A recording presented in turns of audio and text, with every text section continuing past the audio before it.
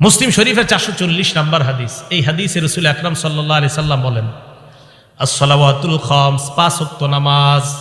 ফজর পড়ছেন, জোহর পড়ছেন, আসর পড়ছেন, মাগরিব পড়ছেন, এশা। দেখেন নামাজ ফাঁকা, নামাজ ফাঁকা, নামাজ ফাঁকা, নামাজ ফাঁকা। মাঝখানে আপনার কিছু ভুলভ্রান্তি হয়ে গেছে, পরের নামাজটা পড়ার কারণে আগের গুনাহগুলা মাফ। বুঝে আসছে না সবার? এবার আল্লাহ নবী বলেন, ওয়াল জুমআতু ইলাল জুমআ, এক জুমা থেকে আরেক জুমা, মাঝখানে তুমি সালাত আদায় করছো, সব করছো, এরপরেও কিছু গুনাহ তোমার রয়ে গেছে, এখনো মাফ হয় নাই। 5 ওয়াক্ত নামাজও পড়ছেন, সব করছেন, এরপরে আল্লাহ কয় ঠিক আছে তো এখনো তোর সুযোগ, জুমার নামাজটা আদায় করলেন, আগের ওই নামাজও পড়ছেন, সব করছেন, এরপরেও কিছু গুনাহ এখনো আটকায় আছে। আল্লাহ নবী বলেন, জুমা পড়লা, আগের গুনাহগুলা মাফ। করতে করতে আপনার বছর শেষ হয়ে গেছে, রমাদান উইলা রমাদান, এক রমজান থেকে আরেক রমজান এসে গেছে, মাঝখানে আপনি নামাজ ছাড়েন নাই, জুমাও ছাড়েন নাই, সব আপনি করছেন, এরপরে আপনার কিছু অপরাধ এখনো জুইলাস। নামাজ পড়ছেন, অপরাধ তো অনেক মাফ হয়েছে, জুমা পড়ছেন মাফ হয়েছে, কিন্তু এখনো কিছু আছে। আল্লাহ নবী কয়, রমজান মাস পাইলা, সুন্দরভাবে রমজান আদায় করো, আগের 1 বছরের সব মাফ। মুকাফফিরাতুন মা বাইনাহুন্না, আগের যা আছে সব মাফ। রমজানটা সুন্দরভাবে কাটানোর তৌফিক দান করেন। মুসলিম শরীফের 1409 নম্বর হাদিস। এই হাদিসে রাসূল আকরাম সাল্লাল্লাহু আলাইহি সাল্লাম বলেন, মাসালুস সালাওয়াতিল খামসি কামাসালি নাহরিন জারিন গামরিন আলা বাবি আহাদিকুম ইয়াগতাসিলু ফীহি কুল্লা ইয়াউমিন 5 মাররাত। তোমাদের কারো বাড়ির দরজার সামনে একটা পুকুর আছে, প্রবাহিত পুকুর, প্রবাহমান একটা নদী আছে, এই নদীর মধ্যে তুমি 5 বার গোসল করলা অথবা ওযু করলা। বলেন তো, আমরা যদি আমাদের ঘরের সামনে একটা নদীর মধ্যে 5 বার গোসল করি, শরীরে ময়লা থাকবে? নবী বলেন, 5 ওয়াক্ত সালাত তুমি আদায় করে নাও, তোমার জিন্দেগির গুনাহগুলা ওই ময়লার মতো আল্লাহ ধুয়ে মুছে সাফ করে দেয়। আচ্ছা, আরেকটা বর্ণনা আপনাদের শোনাই। নাম ফাতহুল বারি, 4 নম্বর খণ্ড, 344 নম্বর পৃষ্ঠা। তবে এই ফাতহুল বারির লেখকের নাম ইবনে রজব। আব্দুল্লাহ ইবনে মাসউদ রাদিয়াল্লাহু তাআলা আনহু বলেন, তাহতারিকুনা, গুনাহের আগুনে তোমরা জ্বলতেছো। ফাইদা সাল্লাইতুমুল ফাজরা, ফজর নামাজ যখন তুমি পড়লা, গসালাতহা, তোমার জিন্দেগির এই গুনাহ নামক ছাইগুলা ফজরের নামাজ ধুয়ে মুছে সাফ করে দেয়। এবার কি করে দেখেন, সুম্মা তানামুনা, এরপর তোমরা ঘুমাইবা, ঘুমানোর পর ফালা ইউক্তাবু আলাইকুম হাত্তা তাস্তাইফিজুন, ঘুমানোর পর তোমরা ফজর নামাজের আগ পর্যন্ত ঘুমাইলা, উঠার পর ফজরের সালাত আদায় করলা, আর তোমার আমল নামায় কোনো গুনাহ লেখা হয় না। কেন লেখা হয় না জানুনি? তুমি এশা পড়লা, উইঠা আবার ফজর পড়লা, মাঝখানে ঘুমাইলা, এই ঘুমের মধ্যে তুমি কাটাইলা, আল্লাহ তোমাকে ইবাদতের মধ্যে গণ্য করে নেয়। এটা জানেননি আপনারা? ফজর নামাজ যদি জামাতে পড়তে পারেন তাহলে তো আরো ঘটনা। কি, এশার নামাজ জামাতে পড়ছেন, ফজর নামাজও জামাতে পড়ছেন। বলেন, এশা কিসে পড়ছেন? জামাতে। ফজরও ক্বালা রাসূলুল্লাহ সাল্লাল্লাহু আলাইহি ওয়াসাল্লাম, আল্লাহ নবী বলেন, মান সাল্লাল ফাজরা মান সাল্লাল ইশা আবি জামাআ, কোন ব্যক্তি যদি এশার নামাজ জামাতের সাথে আদায় করে, আদায় করার পর ওই ব্যক্তি ঘুমাইলো, আল্লাহ নবী বলেন, ফাকান্নামা কামা নিসফাল লাইল। হাত উঠানো দরকার নাই। আজকে যারা এশার নামাজ জামাতের সাথে আদায় করছেন, আপনারা একটু পরে ঘুমায় যাবেন। আল্লাহ নবী কয়, এশার নামাজ জামাতে আদায় করছেন, অর্ধেক রাত দাঁড়ায় ইবাদত করলে যেই সওয়াব, আপনি ঘুমের মধ্যে ওই সওয়াব পেয়ে যাবেন। এরপর আপনি উঠে ফজরের নামাজ জামাতে আদায় করলেন, বলেন ইনশাআল্লাহ। আগামীকাল যদি আপনারা সবাই ফজরের নামাজটা জামাতে আদায় করেন, নবী বলেন, ফাকাদ নামাজ সাল্লাল লাইলা কুল্লাহ, সারা রাত নামাজের সওয়াব পেয়ে যাবেন। মুসলিম শরীফের হাদিস, 1377 নম্বর হাদিস। তাহলে নামাজ যদি আমরা পড়ি, এশা পড়ে যদি ঘুমাই, আর উঠা যদি ফজর পড়ি, বলেন ঘুমও ইবাদতে গণ্য করে নিবেন কে? কি পড়বো তো ইনশাআল্লাহ। তাহলে 7 নাম্বার, নামাজ পড়লে গুনাহ মাফ করে দেয় আল্লাহ। 8 নাম্বার, নামাজ পড়লে আমার আপনার মর্যাদা আল্লাহ বাড়ায় দেয়। মুসলিম শরীফের 480 নম্বর হাদিস। নবীজির গোলাম সাওবান রাদিয়াল্লাহু তাআলা আনহুর কাছে এক ব্যক্তি আসছে। আসার পর প্রশ্ন করলেন, আমাকে এমন একটা আমলের ব্যাপারে বলো যে আমলটা করলে আমাকে আল্লাহ জান্নাত দিবেন। 3 বার এই প্রশ্ন করছে। 3 বার এই প্রশ্ন করার পর নবীজির গোলাম বললেন, সালতু আন যালিকা নবী সাল্লাল্লাহু আলাইহি ওয়াসাল্লাম, আমি আল্লাহ নবীকে এই প্রশ্নটা করেছিলাম, মর্যাদা কিভাবে বাড়ে। নবীজি জবাব দিলেন, আলাইকা বিকাসরাতিস সুজুদ, তুমি বেশি বেশি সিজদা দিবা, নামাজ যত পড়বা তত তোমার সিজদা হবে। ফাইন্নাকা লা তাসজুদু লিল্লাহি সাজদা, আপনি যখন একটা সিজদা দেন ইল্লা রাফাকাল্লাহু বিহা দারাজা, এই এক সিজদায় আপনার মর্যাদা বেড়ে যায়। আবার সিজদা দিলেন আপনার গুনাহ মাফ হয়ে যায়। এক সিজদা দিলে মর্যাদাও বাড়ে, গুনাহ মাফ হয়। আরেক সিজদা দিবেন আবার মর্যাদা বাড়ে, আবার গুনাহ মাফ হয়। এবার আপনাদের কাছে আমি জানতে চাই, নবীর কাছাকাছি জান্নাতে কারা থাকতে চান? আসলে থাকতে চান? হাত নামান। এটা হলো 9 নম্বর উপকারিতা। নামাজ পড়লে নবীর কাছে থাকতে পারবেন। দলিল মুসলিম শরীফের 481 নম্বর হাদিস। নবীজির সাহাবা নাম মনে রাখবেন, রবিআ ইবনে কাব। বলেন কি নাম? রবিআ ইবনে কাব বলেন, কুনতু আবিতু মা রাসূলিল্লাহি সাল্লাল্লাহু আলাইহি ওয়াসাল্লাম, আল্লাহ নবীর সাথে আমি রাত্রি যাপন করলাম। রাতের বেলা আল্লাহ নবীর ওযুর পানি আমি এনে দিলাম, আর নবীর প্রয়োজনীয় জিনিসগুলো আমি এনে দিলাম। নবীকে আমি ওযুর পানি দেওয়ার পর আল্লাহ নবী আমাকে বললেন, সাল, এই মি আমার কাছে কিছু চাও। সাহাবা বলেন, নবীজি আমারে বললেন আমার কাছে কিছু চাও, যা চাইবা তাই দিব, চাও। সুবহানাল্লাহ। আচ্ছা, আমি আর আপনি হইলে কি চাইতাম বলেন তো? আপনাদের কথা কি, আমি হইলে মনে করতাম যে একটা বাড়ি টাড়ির ব্যবস্থা করে দেন, এরকমই।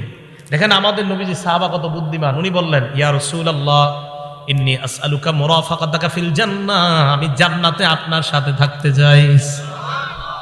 ভাই তুমি কি কও? কয় যে এটাই চাই। নবীজি কয় আওয়া গায়রা জালিকা, এছাড়া আর কিছু চাও না? কয় না, এটাই চাই, আমি জান্নাতে আপনার সাথে থাকতে চাই। নবীজি বললেন, ফাআইন্নী আলা নাফসিকা বিকাসরাতিস সুজুদ, তাহলে বেশি বেশি সিজদা করো, নামাজ পড়ো। যত বেশি নামাজ পড়বা জান্নাতে আমার তত কাছে থাকবা। তাহলে আশিক রাসূল পাওয়া গেল।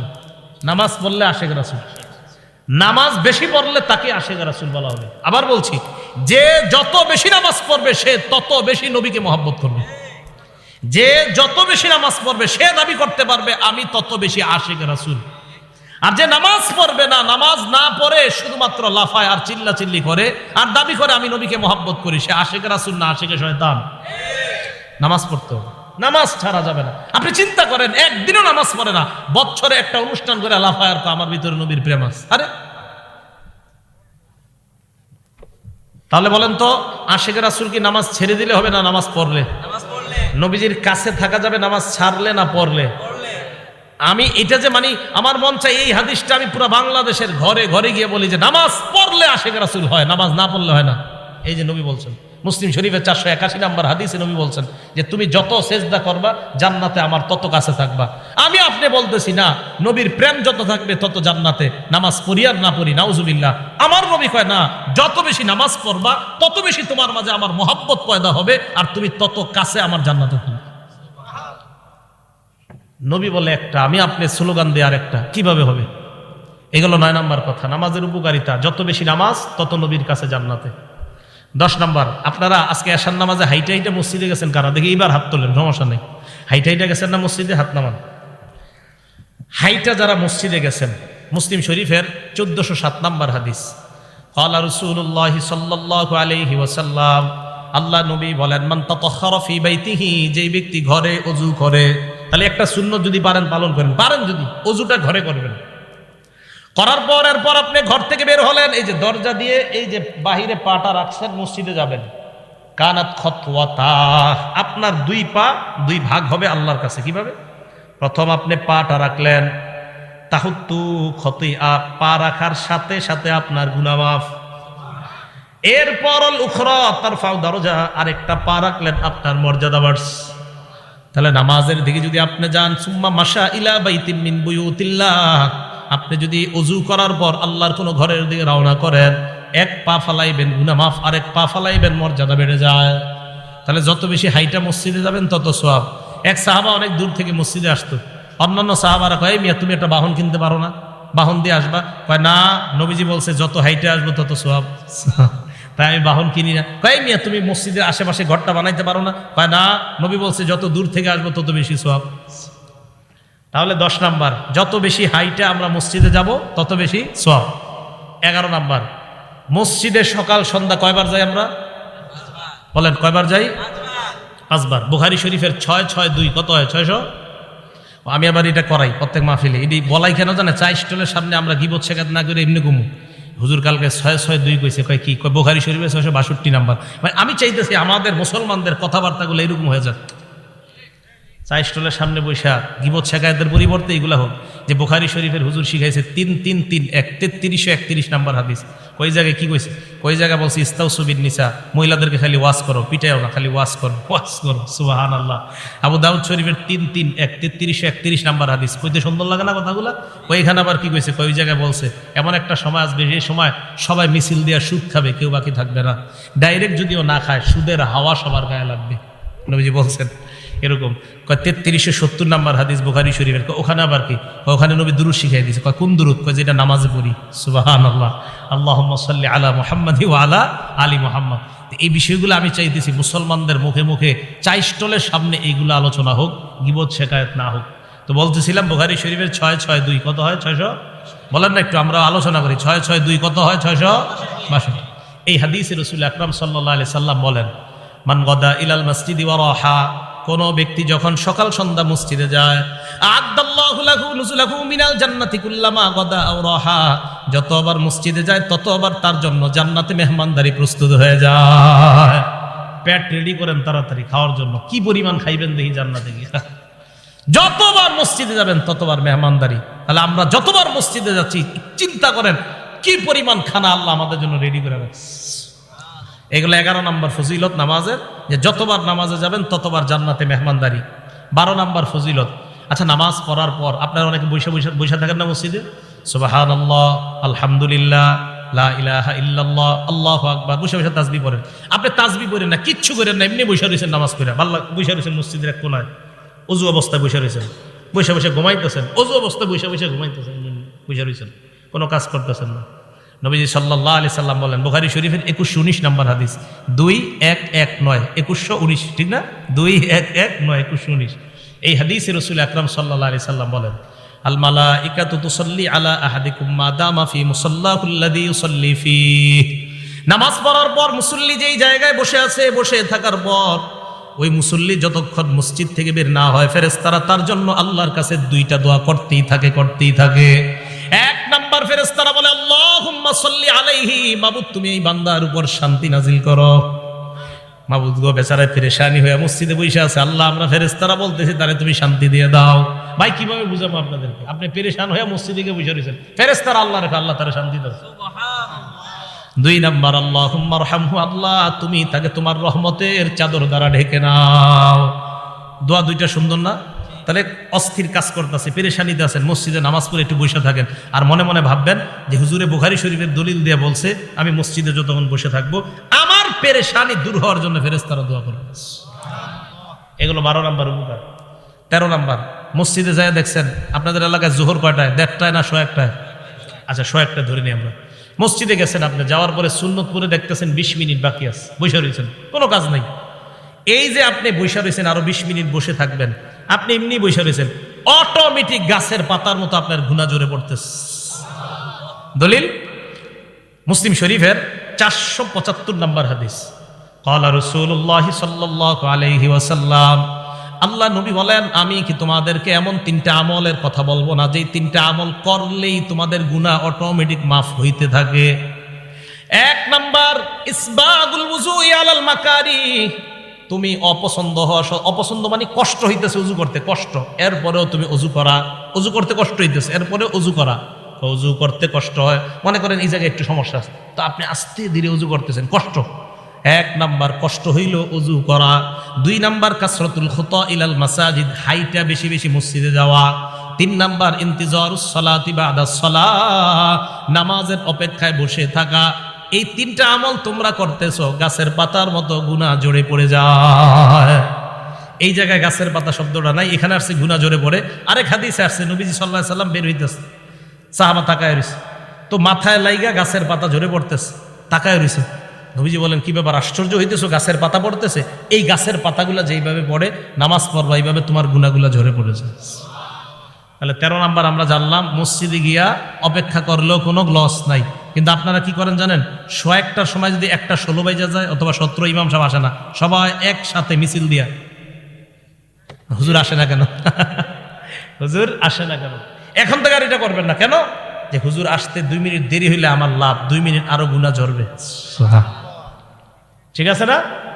এই গেল 13। 14 নাম্বার, আবু দাউদ শরীফের 558 নম্বর হাদিস।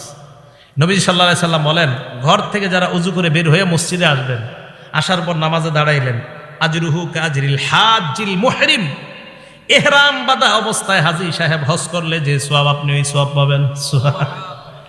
নামাজে গেলে আপনি দেখেন কত পরিমাণ সওয়াব, হজের সওয়াব, নামাজে গেলে গুনাহ মাফের সওয়াব, নামাজে গেলে মর্যাদা বাড়ার সওয়াব, নামাজে গেলে নবীর কাছে জান্নাতে থাকার ফজিলত। আর কি চান?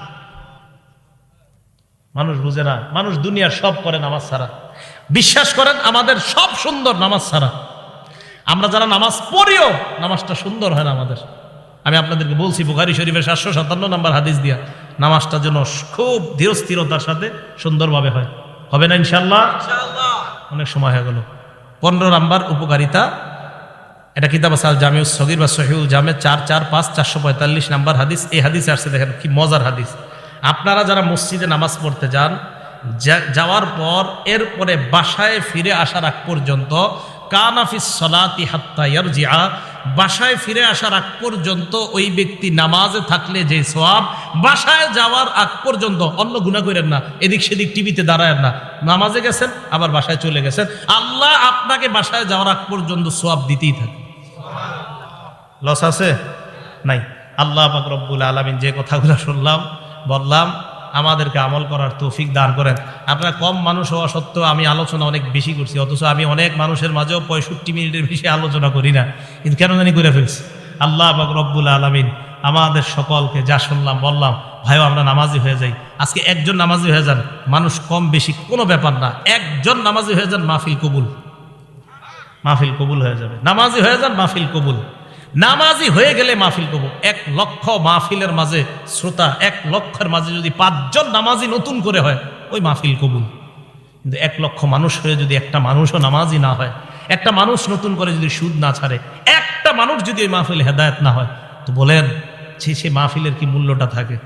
এজন্য ভাই, এই মাদ্রাসা কর্তৃপক্ষ মাহফিলের আয়োজনটা করছে, অন্তত আপনারা যে মাহফিলের আয়োজন কেন এই নিয়তে আয়োজন করা হয়, মানুষ যেন হেদায়েতে কিছু কথা শোনে।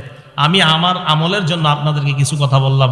আমি নামাজের ওয়াজটা যখন আমার নিজের মধ্যে বেশি প্রয়োজন, তখন নামাজের ওয়াজ করা। আমরা যারা সফর করি, সফরের মাঝে দেখা যায় আমাদের নামাজ একটু দেরি হয়ে যায়, কষ্ট লাগে, আহারে অনেক সময় জেমে পড়ে থাকার কারণে তখন দেখা যায় জামাতে নামাজ পড়া হয় না। কত নিয়ত করছি আজকে এশার নামাজটা জামাতে পড়বো, বিশ্বাস করেন এক জায়গায় দাঁড়াইছি, দাঁড়ানোর পর দেখলাম নামাজটা শেষ হয়ে গেছে। এরপরে আসলাম আপনাদের ওইদিকে একটা মসজিদ, ওখানেও দিকে নামাজ শেষ। আরেক জায়গায় থামাইলাম, ওখানেও নামাজ শেষ। ভাবলাম 15তে জামাত, গিয়ে দেখি না ওই জায়গায় জামাত হয়ে গেছে 8টায়। আরেক জায়গায় ভাবলাম 15তে জামাত, এখানে এসে দেখি না ওখানে 8টায় হয়ে গেছে। আরেক জায়গায় ভাবলাম ওখানে গিয়ে 15তে পাবো, সেখানে আসতে আসতে 8:30 বেজে গেছে। তো এইভাবে দেখেন সফরের মধ্যে অনেক সময় এইগুলো মেনটেন করা কষ্টকর হয়ে যায়। তো আমি চিন্তা করলাম এরকম হইতেছে কেন, মানে নামাজের ওয়াজ করা দরকার। তাই আজকে আপনাদের সামনে নামাজের ওয়াজ করলাম, যেন আমার মাঝেও নামাজের গুরুত্বটা যেন বেড়ে যায়। কেন জামাত পাইলাম না, কেন জামাত পাইলাম না? নিশ্চিত কোনো অবহেলা আছে, তাই জামাত পাইনি। অবহেলা না থাকলে আল্লাহ পাওয়াই দিত। কোনো সমস্যা আছে মুশরিক না হয় অন্য দিন তো আমরা পাই, অন্য জায়গায় তো জামাত পাই, কেন মাঝে মাঝে এরকম পাই না? তো বুঝি যে কোনো গুরুত্বহীনতা, অবহেলা হচ্ছে কোথাও। তাই জন্য আমার দরকার সর্বপ্রথম ভাই, আমরা সবাই নামাজি হয়ে যাই। 1 ওয়াক্ত নামাজ ছাড়েন না, 1 ওয়াক্ত নামাজ কাজা করবেন না, 1 ওয়াক্ত নামাজ কাজা করবেন না। বাবা লাগেন, ভাই লাগেন, স্টেজে আসেন, পায়ে ধরতে বলেন, তাও ধরতে রাজি আছে। নামাজ ছাড়েন না, দুনিয়ার সব কিছুর সাথে আপোষ করেন, নামাজের সাথে আপোষ করেন না। 1 ওয়াক্ত নামাজ ছাড়েন না। বিশ্বাস করেন, নামাজ যদি আপনি ছেড়ে দেন, আল্লাহ আপনি নামাজ ছেড়ে দিলে আর কবে আপনি আল্লাহরে রাজি করবেন বলেন? আপনি আল্লাহ, যে আল্লাহ আপনারে বানাইলো, আল্লাহ বললেন 5 ওয়াক্ত নামাজ। দেখেন তাবলিগওয়ালা সাথী ভাইয়েরা দাওয়াত দিতে গেলেই বলে লুঙ্গির একটু সমস্যা আছে, আপনি যান পরে আসতেছে। 7 দিন দাওয়াত দেয়, তাও একই কথা বলে পরে আসতেছে। সব কিছু তার রেডি আছে। একটু ভাবেন তো, আপনার যদি গিয়ে বলতো 1 প্যাকেট বিরিয়ানি দেওয়া হবে, কেউ হাসবেন না। আপনাকে নামাজের কথাটা বললে আপনি বলেন একটু পরে আসতেছে। আপনি একটু সত্যি করে বলেন যে আপনাকে একটা বিরিয়ানির কথা যদি বলতো, কাচ্চি দেওয়া হবে 1 প্লেট, ঠিক আপনি চলে আসতেন। তাহলে আপনি 1 প্যাকেট কাচ্চির কাছে আপনি নিজে আনতে পারেন। তো আল্লাহ বলতেছে একটু নামাজে আসো, তখন আপনি কত অজুহাত দাঁড় করান, ভাই একটু দোকানে থাকতে হবে, হুজুর এই সমস্যা আছে, সেই সমস্যা। আজকে থেকে একটা নিয়ত করে ফেলেন, পৃথিবীর সব জায়গায় অজুহাত দাঁড় করালেও নামাজের ক্ষেত্রে কোনো অজুহাত দাঁড় করাবো না। ঠিক আছে না ইনশাল্লাহ? এখন কথা হলো, আজকে তো ওয়াজ করে চলে গেলাম, আপনাদের মাঝে এগুলো থাকবে কিভাবে? মসজিদে নিজেদের মধ্যে নামাজের আলোচনা বেশি করবেন, নিজেদের মাঝে যখন নামাজের আলোচনা বেশি হবে, চা দোকানের সামনে নামাজের আলোচনা বেশি হবে, ক্ষেতের পাশে দুইজন দাঁড়ায় গল্প করতেছেন, যখন নামাজের আলোচনা বেশি হবে, দেখবেন যেই জিনিস আপনার মাঝে কম আমলের ক্ষেত্রে ওইটার আলোচনা বাড়াইয়া দিবেন, আমল শুরু হয়ে যাবে ইনশাআল্লাহ। তো দেখবেন যদি যে আমার মাঝে মনে হয় নামাজের গুরুত্ব একটু কম, তখন নামাজের আলোচনা বেশি আরেকজনের সাথে করবেন। আসেন মুরব্বী, একটু নামাজের ব্যাপারে আপনি আমারে কিছু শিখান, আমি আপনারে কিছু শিখাই। তো দেখবেন নতুন করে নামাজের প্রতি আবার জজবা তৈরি হইতেছে। আল্লাহ পাক রব্বুল আলামিন আমাদের সকলকে, এলাকার নারী পুরুষ সকলকে আল্লাহ 5 ওয়াক্ত নামাজ সময় মতো যেন পড়তে পারে আল্লাহ তৌফিক দান করেন।